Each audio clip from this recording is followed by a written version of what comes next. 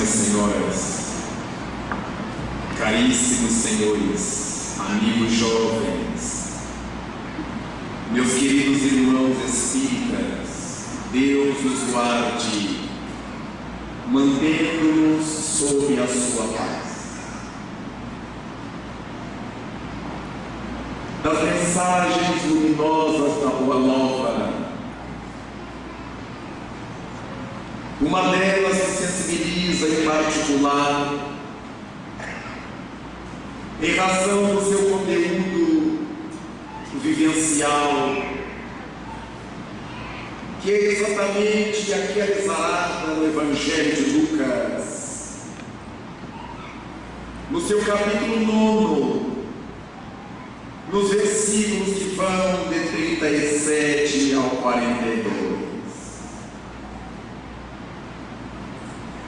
Nesse texto, o evangelista nos apresenta o mestre alcançando o topo da montanha do Tabor no auge da noite, acompanhado por 3 dos seus discípulos: João, Simão Pedro e Tiago, irmão de João. Havia deixado no sopé da montanha os demais companheiros, enquanto lá no alto da montanha percebia uma natureza exuberante. O vento que lhe soprava as cabeleiras provindo das montanhas do Golã, que cabelavam as ondas do mar da Galileia e que alcançavam a rara vegetação do Tabor. Naqueles momentos formidáveis que Jesus Cristo propiciava aos seus amigos, falava-lhes acerca do mistério da vida, da excelência da vida no mundo, quando se busca viver sob a luz dos céus. Enquanto os discípulos embevecidos ouviam o sublime amigo, afirma o texto de Lucas que uma nuvem se formou sobre o conjunto.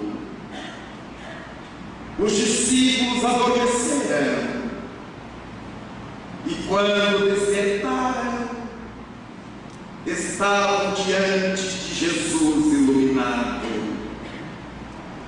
iluminado por sua própria claridade. Logo se depararam com um Jesus luminoso.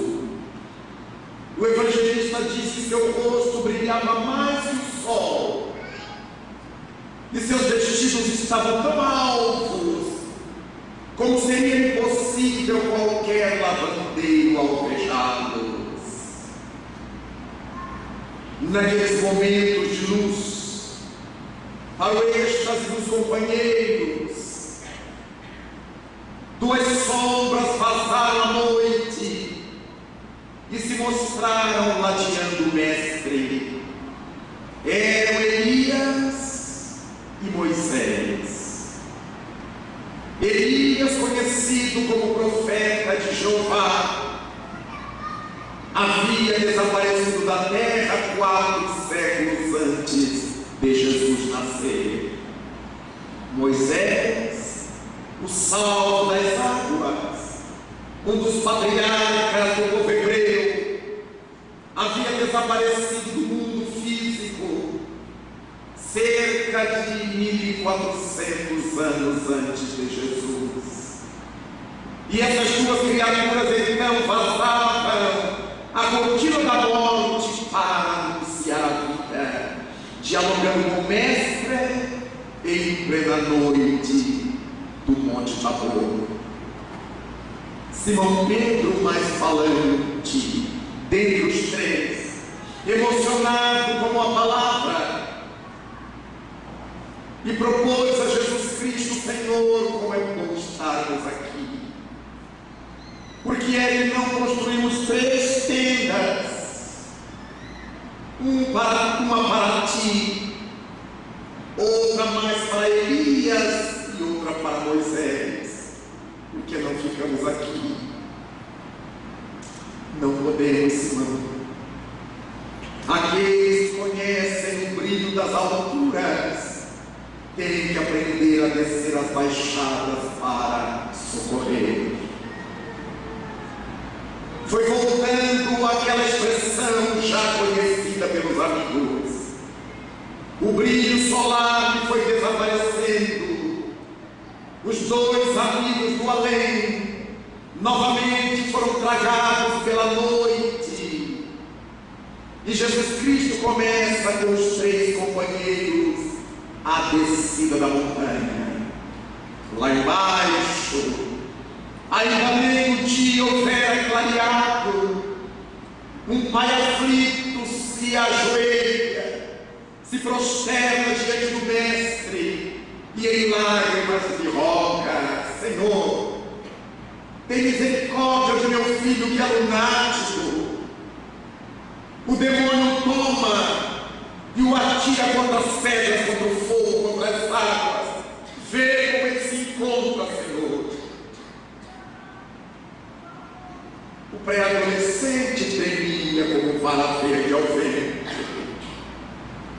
Trincava os dentes num fenômeno parecido com bruxismo. Excitado pela força atormentadora que tomava conta do psiquismo, o rosto pálido como mármore. E Jesus Cristo olha com profunda piedade, toma o pequeno pelos antebraços e o aproxima de si, encara-o diretamente, vê a criatura que o atormentava do além e lhe diz: Espírito imundo, em nome do meu Pai que está nos céus, eu te ordeno, sai dele. O menino agitou-se, os esfíncteres se soltaram, o suor corejante tornou-se abundante, o corpo continuava a tremer, mas os olhos voltaram à naturalidade. Ele virou o mestre e abraçou seu pai, completamente curado. O homem agarrou o filho entre os braços, saiu com ele, e quando se voltou para agradecer ao mestre, o mestre confabulava com os discípulos que lhe perguntaram, pela voz de Felipe: por que é que tu concebiste? E nós que aqui ficamos toda a noite nada logramos contra essa força maligna. Sempre o hábito de se comparar, porque tu conseguiste, nós não. Nem os discípulos tinham ainda a dimensão da grandeza de Jesus. E o mestre lhes responde com suavidade e firmeza: é para essa casta de espíritos se faz necessário o jejum, se faz necessária a oração. Esse é um momento singular. Jesus Cristo realiza na terra uma demonstração da desobsessão, de um trabalho desobsessivo, e estabelece quais as condições para se afugentar espíritos de má estirpe. Afirma que é necessário jejum e oração, mas naturalmente Jesus não se referia a qualquer forma de jejum físico. Não é o jejum de parar de comer, porque ninguém adquire a autoridade moral para parar de comer. Se assim fosse, os faquires e as modelos seriam um exemplo de autoridade moral. Ele se reportava ao deixar de errar. O jejum moral, aquele que nos faz parar de cometer desatinos. É esse tipo de jejum que nos dá autoridade sobre o mal. E oração, que não é repetir fórmulas mágicas, nem dizer palavras sacramentais, conforme o velho ensinado, é a oração interna. Quando orar, ensinou a Simão Pedro: entrai para o vosso aposento e orai em secreto, porque o Pai que vê o que se passa em secreto vos atenderá. Quando orar, não façais como os hipócritas fazem, gritando nos cantos das praças e no meio das ruas, para que sejam vistos. Quando orar,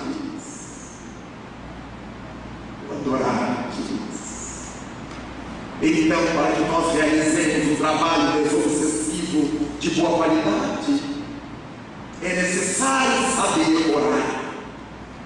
Mesmo quando tenhamos que expressar a nossa oração por meio do culto exterior, quando temos que fazer a oração em voz alta para que alguém nos acompanhe, isso que vaza pela boca deve provir da ânfora do sentimento, da intimidade do coração, dessa intimidade assistida por Deus. E o jejum oral, é impossível imaginarmos um trabalho desobsessivo com pessoas vaidosas, presunçosas, que querem se exibir na frente das outras ou um ser mais que o outro. Essa reunião deixará de ser reunião de desobsessão para tornar-se uma reunião de obsessão, porque os espíritos nobres nela não comparecem, conforme aprendemos no livro dos médiuns. Mas é exatamente no livro dos médiuns que nós encontramos a continuação desse ensinamento de Jesus. Mas o mestre nos dissera duas coisas: para essa casta de espíritos, a necessidade de jejum e oração. O mestre já nos apontava aquilo que Allan Kardec estudará no livro dos Espíritos, a partir da pergunta 94. As ordens e categorias de espíritos, há diversos deles, há diversas ordens, várias categorias, que Allan Kardec resume em espíritos imperfeitos, espíritos medianos, espíritos puros.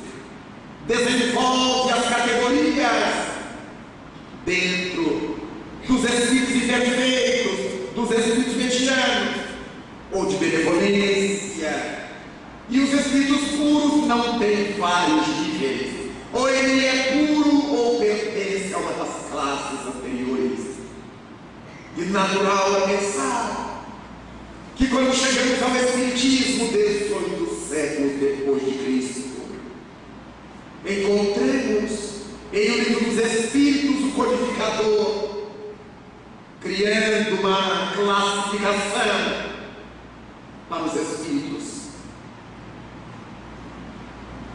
E no Livro dos Médiuns, um capítulo inteiro, o capítulo 23, dedicado às obsessões. Allan Kardec faz questão então de dizer que a obsessão é esse processo em que uma mente atua sobre outra mente com o desejo de dominá-la.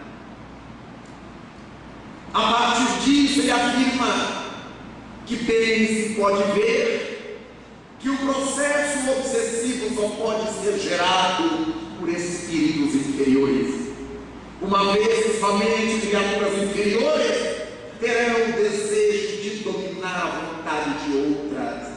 Nenhum benfeitor faz, nenhum espírito luminoso tem desejo de nos retirar o livre-arbítrio, de dominar a nossa vontade.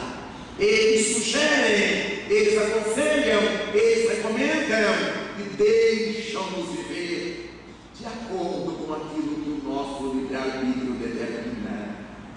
após definir o que é obsessão, Allan Kardec passa a esquadrinhar para nós, desde os vários níveis, 3 que ele entendeu que fossem protocolares no estudo das obsessões. O primeiro degrau apresentado por Kardec é o degrau que ele chama de obsessão simples. Quando ele fala de obsessão simples, isso não significa que seja uma simples obsessão, porque nenhuma obsessão é simples no sentido de não ter valor, de não causar nenhum problema. Ele chamará de obsessão simples porque nesse estado a entidade perturbadora ou as entidades perturbadoras não faz questão de se esconder, ela se mostra. E se a criatura perturbada tiver acesso à mediunidade, essas entidades dizem: eu lhe vou destruir, vou atirar ao chão, vou levá-lo à bancarrota, à miséria. Não se esconde. E a criatura que esteja sofrendo esse estágio tem consciência de que não está bem. Por isso ele chama de obsessão simples, porque existe a consciência do obsidiado de que ele não está bem. Como é que nós podemos identificar esse estágio da obsessão simples em nosso cotidiano, em nossas vidas? Eis a grande dúvida de muita gente. Como é que eu posso saber que eu estou correndo esse perigo? Todos nos conhecemos mais ou menos, cada um se conhece mais ou menos, e sabe dos seus vícios, de suas virtudes, de suas manias, de seus gostos e de seus desgostos. Digamos que uma pessoa goste bastante de comer, mas viva para comer do que coma para viver. Uma pessoa gulosa, mas há períodos em que essa gula extrapola o bom senso. O indivíduo abre, por exemplo, a geladeira e a porta aberta e fica procurando nas prateleiras o que é que ele vai comer depois que ele já comeu. Ele percebe que isso não é normal. Ah, é uma ansiedade. Ah, é porque eu estou nervoso. Mas ele se dá conta de que aquele comer não está normal. É hora dele procurar a ajuda de um médico, de um psicólogo, de alguém que possa auxiliar na resolução do processo. As criaturas se dão conta do seu vício de falar demais, de falar da vida alheia. Muito pouca gente escapa desse vício, mas há período que não escapa ninguém da nossa língua ferina, nem os amigos. Se um amigo estiver conversando com a gente na hora que ele der as costas, tu dá careta para ele. Começamos a falar da vida de Cristo e acabamos falando da vida de todo mundo. Aliás, sempre muitos espíritas, isso é curioso, porque um telefona para o outro, diz assim, por exemplo: fulano, Beltrana, precisamos orar muito pela irmã tal, pelo irmão qual. É só a introdução. Aí mete o malho do companheiro e termina a conversa dizendo o mesmo jargão: precisamos orar muito por ele. Mas já quebrou o pau em cima do outro. Isso justifica. Não, eu não falo mal de ninguém, não. Eu só faço comentários. Os espíritas adoram fazer comentários. Tanto sabem que não está correto, que eles justificam. A língua ferina pode ser uma porta aberta para o começo da obsessão. Cada um convive por exemplo, com a sua sexualidade. Aquele é hétero, aquele é bi, aquele é homo, aquele é multi. Mas cada corcunda sabe como se deita, cada criatura sabe como é que administra a sua sexualidade, mas há períodos que o indivíduo não consegue se conter. E ele tem a impressão de que uma tara dele se apossou. Não pode ver, se for o homem, uma saia. Não escapam nem as freiras, nem vocês. O que tem saia, ele está atormentado. É claro que a criatura se dá conta de que aquela sexualização não está normal. Alguém diz uma palavra e ele pensa no sexo. Ele associa aquela palavra ao sexo. Ele faz uma piada com a palavra porque sexualizou a palavra. A mente está encharcada de sexo. Ele sabe que não está normal. Cada vez que nós estejamos exorbitando em determinado campo da vida da gente, que a gente já conhece, é hora de buscar socorro, a ajuda. Porque já sabemos que não estamos bem. Aquela criatura que periodicamente, por ter visto uma violência na rua, por ter se disposto com alguém em casa, adota uma proposta depressiva, fica abatido moralmente. Mas há períodos em que a criatura não sai da crise depressiva. Se tranca no quarto, obscurece o quarto, não quer comer, não quer sair de casa, não quer ver ninguém. Não está normal. É hora de buscar um socorro médico, psicológico, espiritual, de acordo com as propostas da criatura. Se ela for religiosa, vai procurar uma ajuda também na sua fé. Há uma ajuda médica, psicológica. Mas se ela não tiver religião, ela precisa procurar o psiquiatra, o analista, o psicólogo, alguém que a retire daquele estado ou lhe ajude a sair dele. Mas se ela se mantém, o processo avança. Quantas são as mulheres que estão enfaradas de cuidar dos filhos? E a partir disso,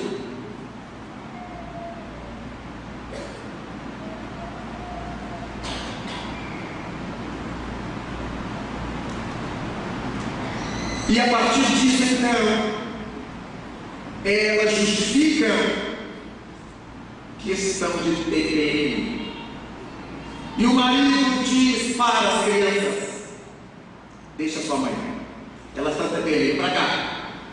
E ela gosta, porque todas as vezes que ela quiser se trancar no quarto para conversar no celular com as amigas, ou assistir a sua novela, ela diz que está de TPM. E o marido recolhe as crianças, e ela vai entrando no circuito da perturbação. Mas outras vezes é ele, o marido. Ele quer assistir o jornal quando chega em casa de futebol, ele quer ler o jornal, então ele briga, ele escorraça as crianças, e a mulher tira as crianças de perto dele. Sai de perto do seu pai. Ele está de lua. Ele adora estar de lua. Cada vez que ele quiser sossegar os pequenos, ele dá um chilique, a mulher retira os pequenos e ele está de lua. E não se dá conta de que ele está derrapando. Todas as vezes que nós temos um surto na obsessão simples, depois voltamos ao normal. Essa é a grande diferença. A obsessão simples é cíclica. A criatura tem um surto, briga, grita, se agita, depois ela volta ao normal. E diz assim: eu sou assim mesmo, eu tenho meu temperamento, meu cheiro, mas eu não guardo raiva de ninguém. Nem precisa, porque agora são os outros que guardam raiva agora. E o tempo vai passando, nós admitimos que voltamos para o ponto zero de equilíbrio, mas cada vez que a gente tem um surto e retorna, não no chão, já vamos ficando desequilibrados. Então, cada vez que eu tenho um surto, ele é mais curto e mais profundo. Ele dura menos e é mais grave. E nós vamos achando que nós somos assim mesmo. Ah, eu sou assim. Quem quiser gostar de mim, eu sou assim. Não é. Está se permitindo ficar. E o obsessor vai nos laçando como a serpente para devorar a sua presa. Vai apertando-a e babejando-a para ficar mais fácil a deglutição. Allan Kardec então estabelece que quando o indivíduo não procurou tratamento durante a fase da obsessão simples, derrapa no segundo degrau inferior, o da fascinação. Ele estabelece que a fascinação é o mais difícil processo obsessivo a ser curado, por uma razão simples. O fascinado não aceita estar doente. Toda fascinação se aloja sobre criaturas extremamente vaidosas e orgulhosas. Daí o fascinado não admitir que cometa erros. Para o fascinado, o erro à sua volta é sempre dos outros. Quando por alguma necessidade ele tem que admitir que errou, ele admite que errou dizendo: eu fiz, porque fulano me disse, Beltrano falou. Ele põe a culpa dos outros pelo fato dele ter errado. Então o erro não foi dele, foi dos outros. Encontramos fascinados em todo lugar. Quase sempre, quando olhamos ao espelho, a gente se depara com um deles. Dessa forma, os casais preferem se separar a romper a cadeia da fascinação. Duas palavras resolveriam: me perdoe, desculpe-me. Não. O homem dirá possivelmente: eu não vou me rebaixar para a mulher. E a mulher dirá: eu sou feminista, eu não vou dar o braço a torcer para homem nenhum. E ao invés de buscarem a paz, eles preferem rompê-la, estigmatizar os filhos por causa da fascinação. Vai ao centro tomar um passe, vai à igreja orar, vai à sinagoga. Você está achando que eu estou doente? Você está achando que eu estou perturbado? Você está achando que eu estou precisando? E os amigos não têm coragem de dizer: estou, acho. Não é isso, não é isso. Ela não vai. O fascinado não aceita que esteja fascinado. Então ele não se trata e não aceita qualquer proposta de tratamento. É tão comum achar as pessoas fascinadas, elas não admitem errar. Qualquer erro que cometam, elas terão que culpar alguém. Se deixou o prato cair no meio da cozinha, ela vira para a empregada: por que você não enxugou direito esse prato? Não foi a mão lerda, foi a empregada que não enxugou direito. Em todos os casos, o fascinado põe a culpa no outro. O professor, quando a turma é reprovada, a culpa é do aluno que não estuda. Nunca ele cogita de que pode ter sido o método que ele usou que não alcançou os alunos. Mas os alunos sempre reprovados porque a prova foi difícil. Nunca porque ele estudou pouco, porque ele não se dedicou o suficiente. Cada um vai pondo a culpa no outro. E quando nós conversamos com as pessoas e elas não nos entendem, nós dizemos: você nunca me entende. Impossível pensar que eu nunca me faço entender. que aquilo que eu estou falando está enrolado, está embolado. É o outro que não me entende, sempre assim. E quando eu quero conversar sobre a vida, eu estou no topo. Eu, por exemplo, sempre a gente fala assim, eu, por exemplo, eu sou exemplo para os outros. Eu, por exemplo, seria tão fácil dizer, por exemplo, e dizer a coisa.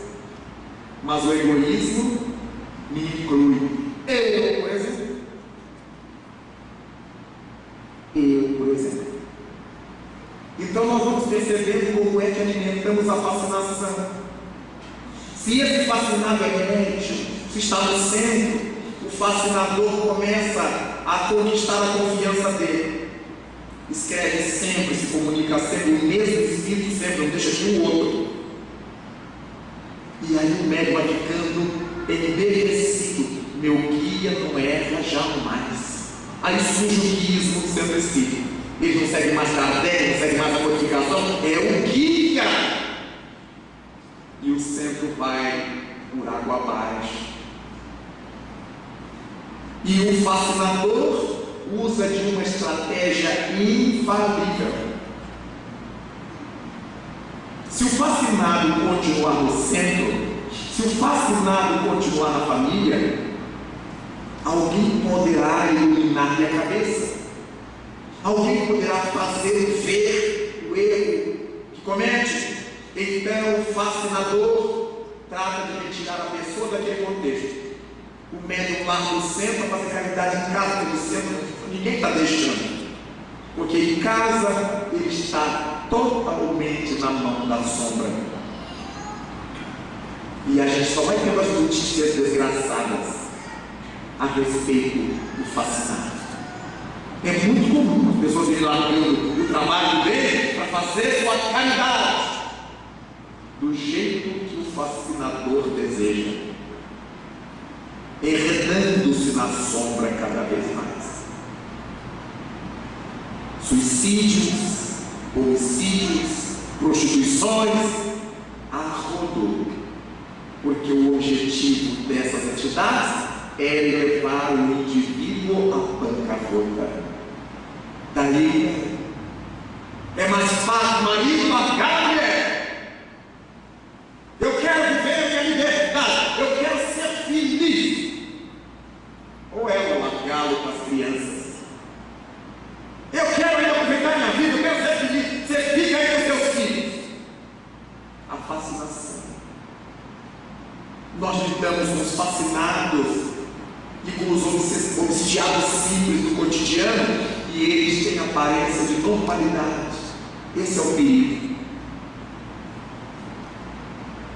O obsidiado simples não parece. A gente justifica que é o temperamento dele. Ele é assim mesmo. E o fascinado também.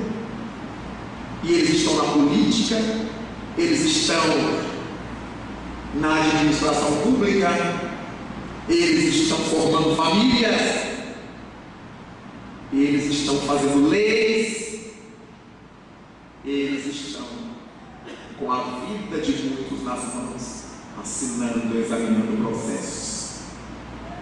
Todos loucos, muitos loucos, por obsessão. E porque é difícil o fascinado ser tratado, porque ele foge de quem o adverte, se isola de quem quer salvar e não admite precisar de socorro, ele derrapa no terceiro patamar descendente. Na fascinação, o espírito fascinador retira da sua presa algo que é fundamental na criatura humana: o poder de discernir. Tira-lhe o discernimento. Por isso ele acredita que está sendo certo. Ele perde o senso crítico. Todo fascinado paga mico, passa vexame, porque ele acredita que é maravilhoso tudo que vem dele. E às vezes são coisas absurdas. Ele perdeu o senso crítico. Ele perdeu a capacidade de ajuizar. Mas quando ele derrapa na subjugação, que é o terceiro patamar inferior,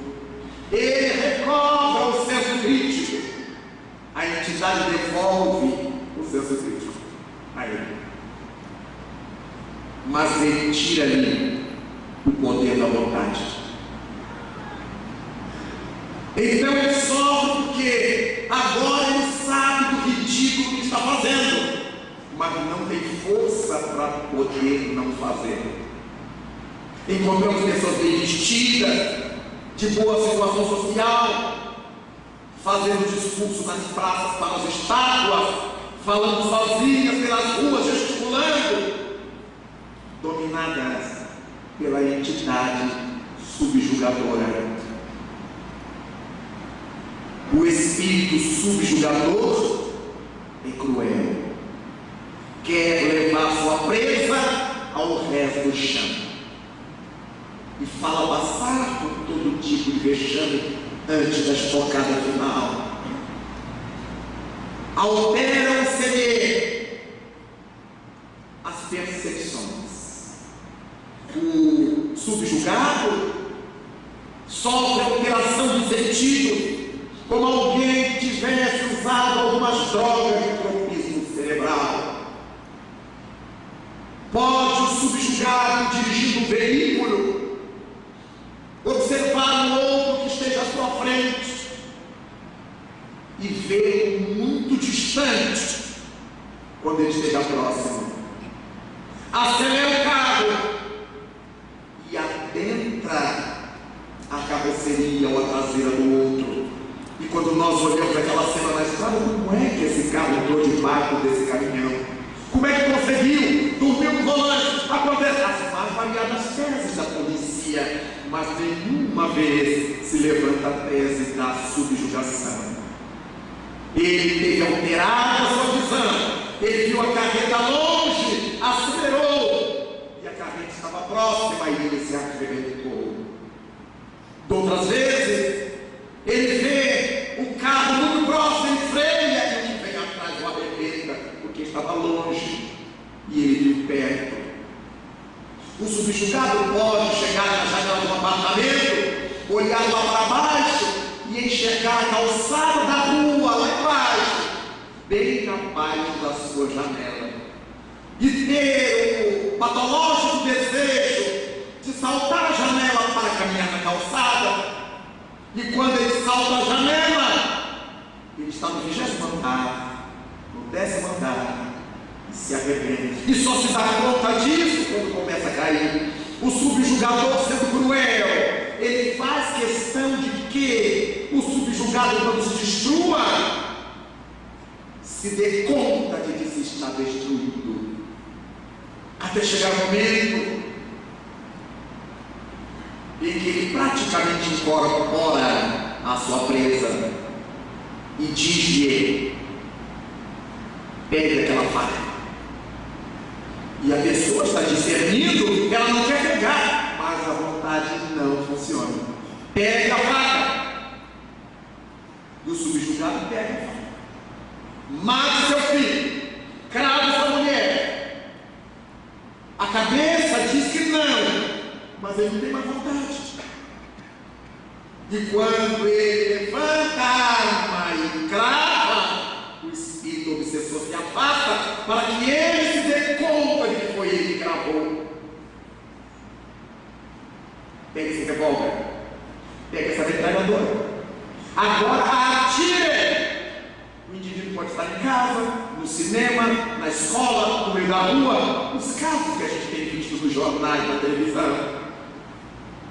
E porque quando a criatura está fazendo, ela acorda daquele pesadelo, fatalmente, depois que ela destrói os outros, ela se suicida. Acompanhamos os casos. A maioria deles se suicidam depois que viu a tragédia que cometeram. A vingança das trevas realizada pela nossa invigilância. É o Evangelho de Cristo, no texto de Mateus, que Jesus Cristo diz que aquele espírito trevoso, quando não foi devidamente impedido de atuar, ele retorna com mais 7. É um número cabalístico, quer dizer que ele retorna reforçado. É como uma doença que reincide. A doença que recrudesce é pior do que a doença quando se instala, porque agora o organismo está fragilizado e o remédio usado já não faz efeito da segunda vez. Daí o subjugador realiza seu intento que começou lá longe, naqueles dias em que ela dizia que estava de TPM, para não cuidar dos filhos, para não ter responsabilidade, porque se fosse TPM de fato, ela tinha que procurar tratamento médico. Mas como não era, ela evocava sempre a TPM. Isso tudo começa naqueles dias em que ele estava de lua, para não se envolver com os filhos, para assistir ao que quisesse, para ficar livre das crianças, imaginando-se certa, a criatura abre verdadeiros bueiros sobre os próprios pés, acreditando-se mais inteligente que os outros, o indivíduo se torna presa de velhos inimigos que o espreitam desde há muito tempo. Para esta casta de espíritos, só muito jejum e oração. Estávamos visitando Chico Xavier em Uberaba. Eu era muito jovem e gostava de acompanhar o trabalho de Chico para beber naquela fonte notável aquilo que certamente faria parte do dia da minha atividade no bem. Quando chegou uma mulher em desespero, ainda na comunhão espírita cristã, trazia nos braços aquilo que antes tinha sido o corpo humano. Uma criança desfigurada, muito inchada, que se debatia, os olhos se reviravam. Um acompanhante de ajudava a cuidar do menino, que tinha 5 anos de idade, nascera surdo, e por isso ficou mudo, não aprendeu a falar. Nascera cego, e quando tinha 3 anos de idade, perdeu os braços. Apareceram-lhe 2 cânceres, um em cada braço, nos ossos dos braços, com uma violência tal que os médicos tiveram que amputar. E enquanto a criança estava sendo tratada, ainda daquele câncer que lhe retirava os braços, os médicos iam amputar-lhe as pernas. Uma doença insidiosa que abria as pernas em chagas tomou conta da criança. E a mãe, em desespero, foi procurar o Chico. E o velho Chico escutou-a, secou suas lágrimas com suas palavras carinhosas, orientando que ela devia ter amor ao filho, mas acatar a determinação médica. Tudo sairia bem ao final daquela luta. E depois de muitos minutos de conversa, Chico autografou um pequeno livro para ela, e ela se foi como seu acompanhante, sua criança, em desespero. Reunião foi terminada,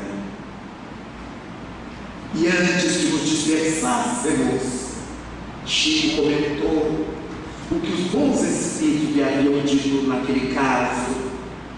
Ali estava a reencarnação de um suicida que tinha se suicidado em 3 encarnações sequentes.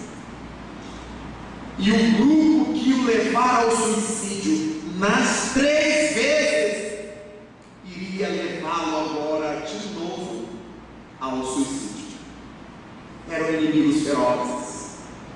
dadas as dívidas antigas da criança com eles do passado. A divindade queria que a criança tivesse tempo de respirar, de não ser assediada. Então ela nasceu sem possibilidades de ser induzida, sem olhos, sem ouvir, induzida a matar-se. Quando os espíritos começaram a soprar na mente da criança, que é o espírito reencarnado, as ideias de apanhar facas para se matar, para se cortar, armas de casa, apareceram os cânceres nos braços. Então não podia mais pegar nada para ter tempo de se fortalecer. Mas agora os inimigos do passado estavam pondo na cabeça da criança ela se enxergar, levantar-se e ir para a rua a fim de que fosse atropelada por um veículo.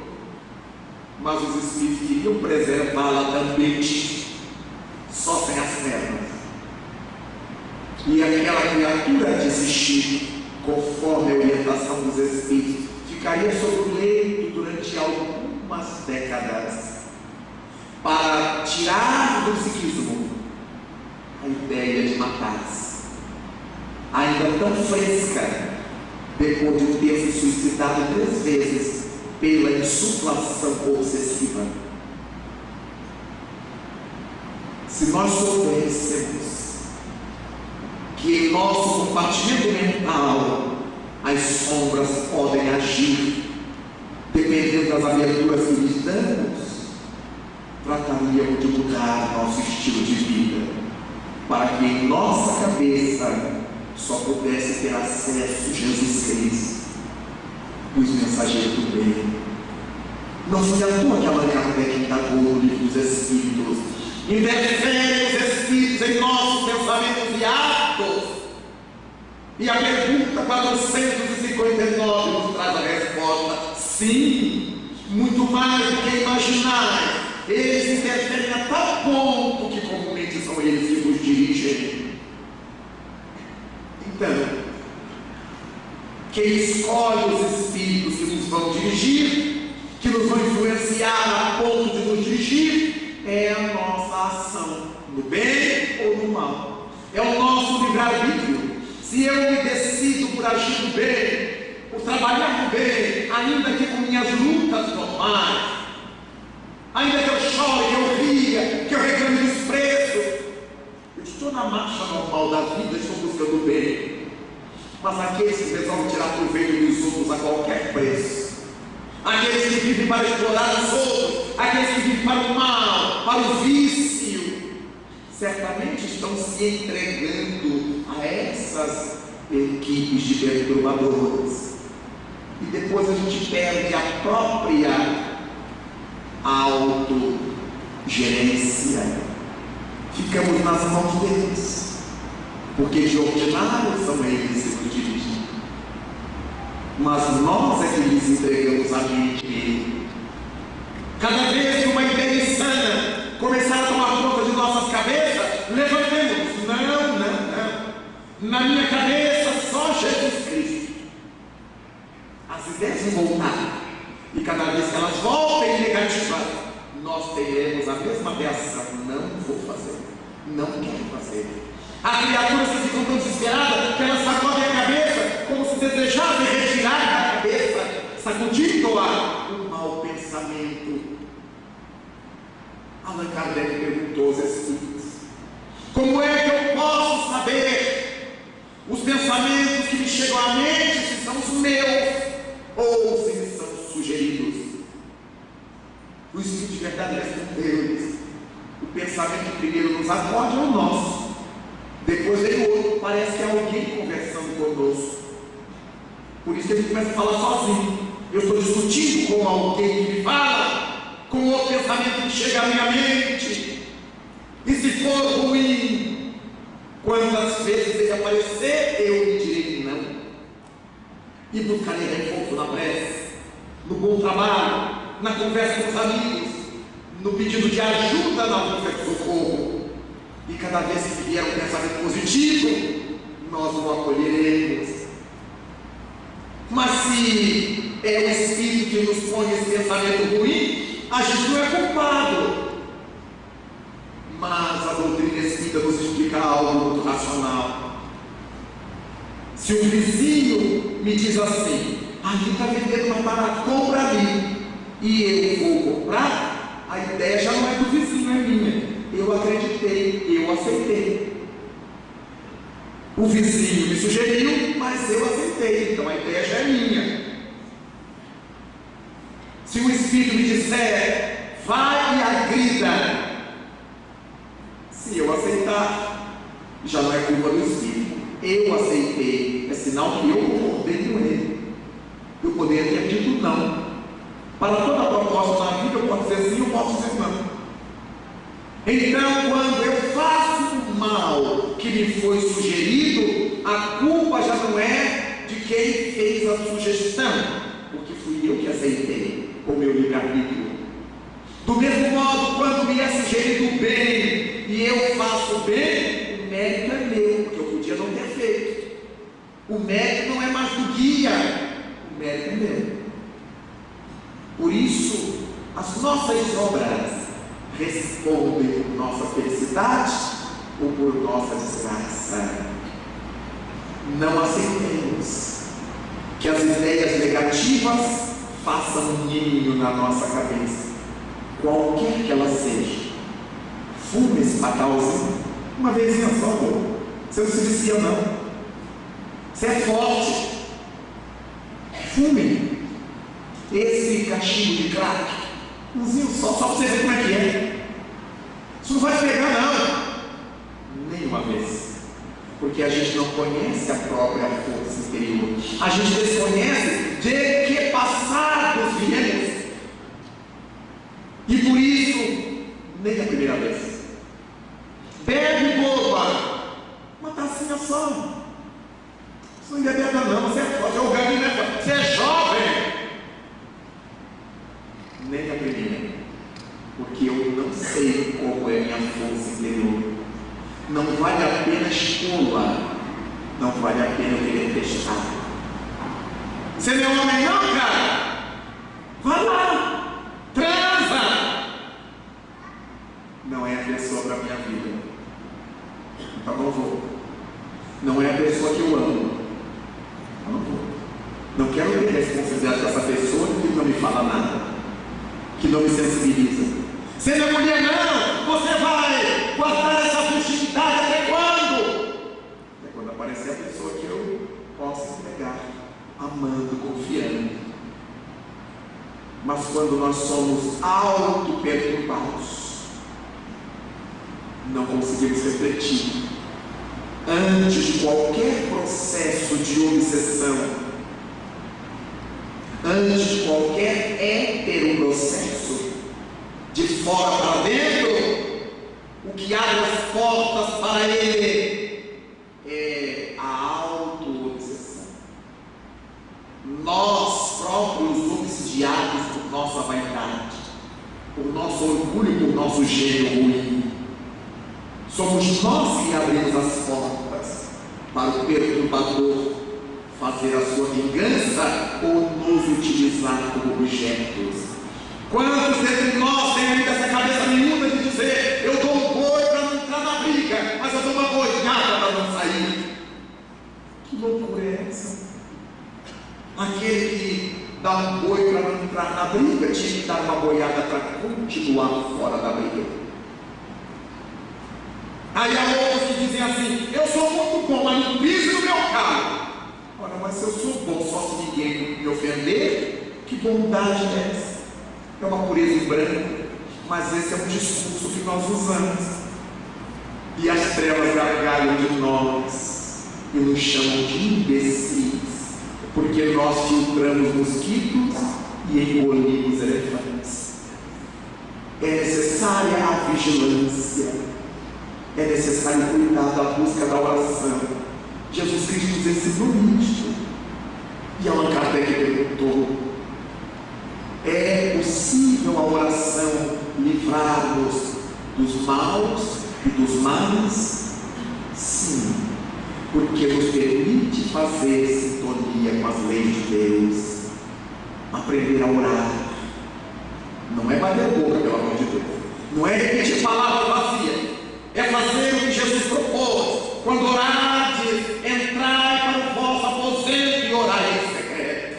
Essa busca da integração com o nosso Criador, a fim de que nos libertemos da insinuação obsessiva, da opressão obsessiva, que graças a esses dias os nossos jovens, as nossas jovens estão enlouquecendo.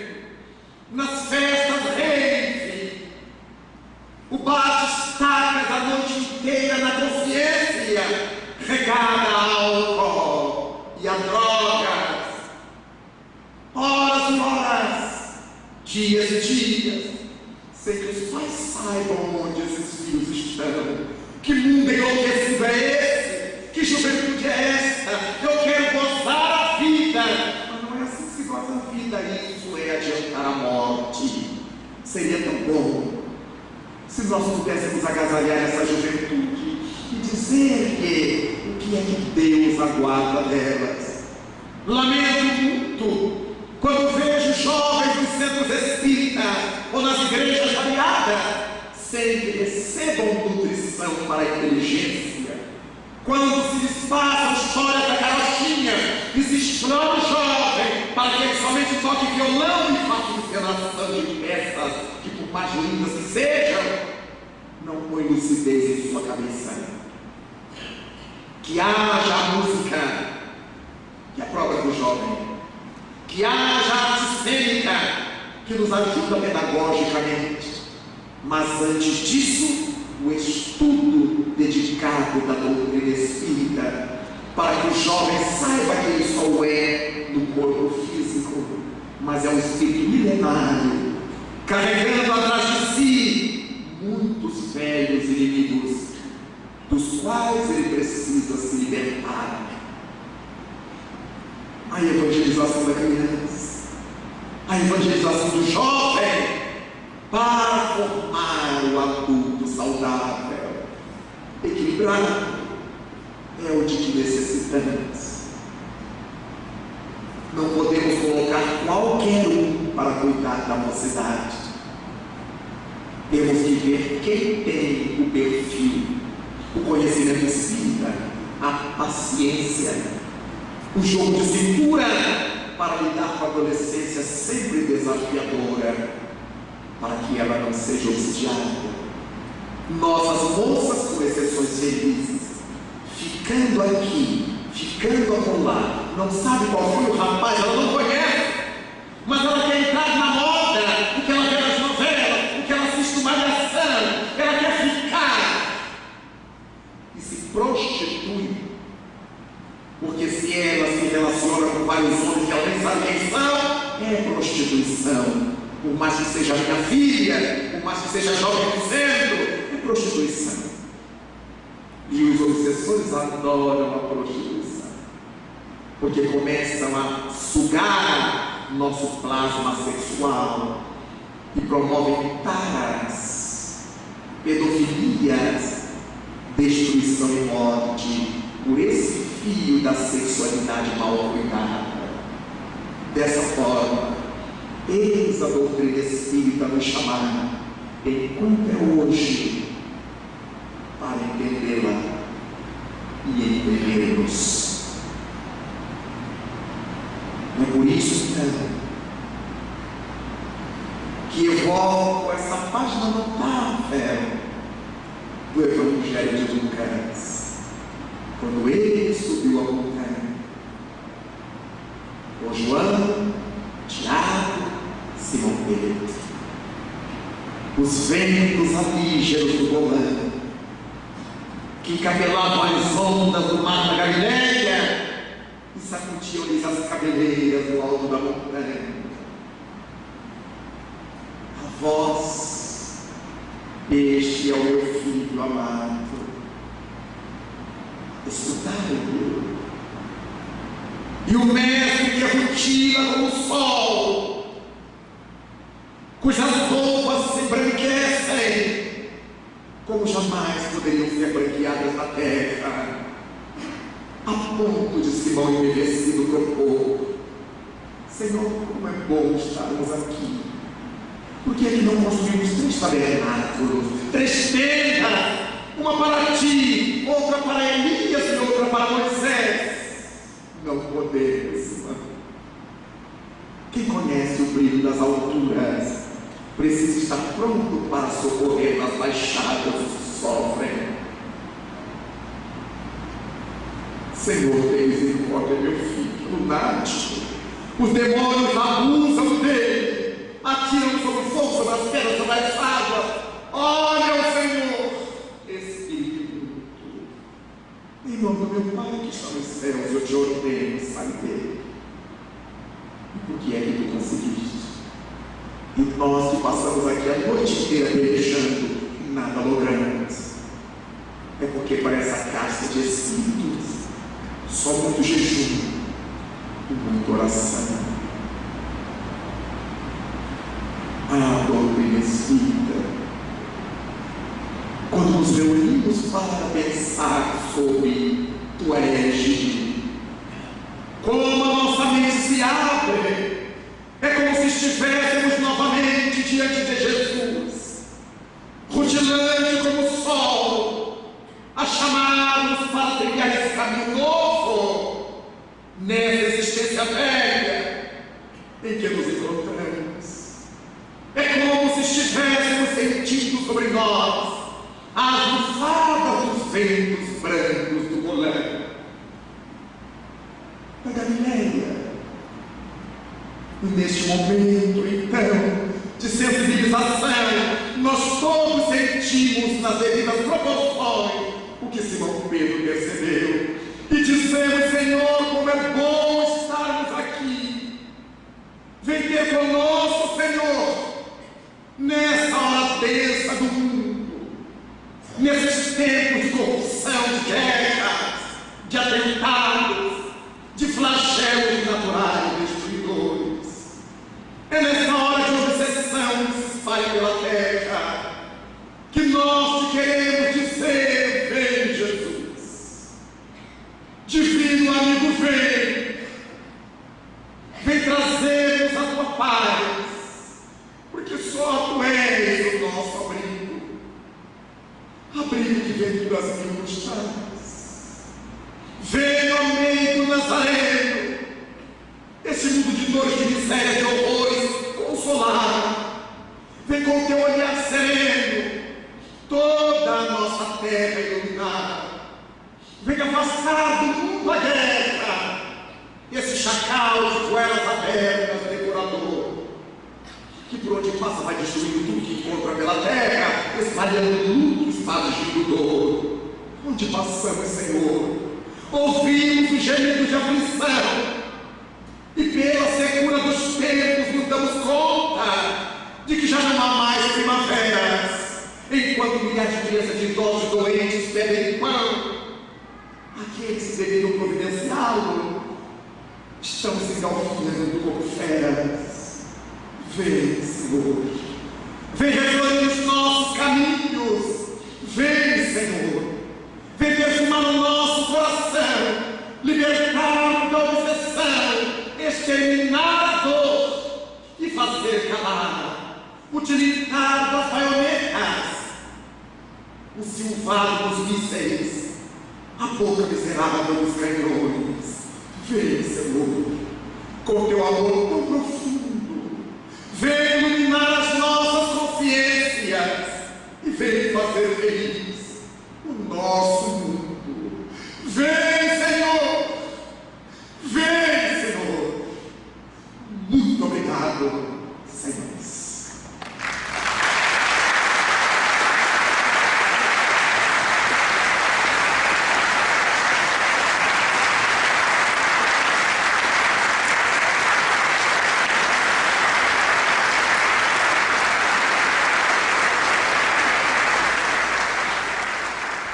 Rede Amigo Espírita, uma ferramenta de união, interação e divulgação do movimento espírita.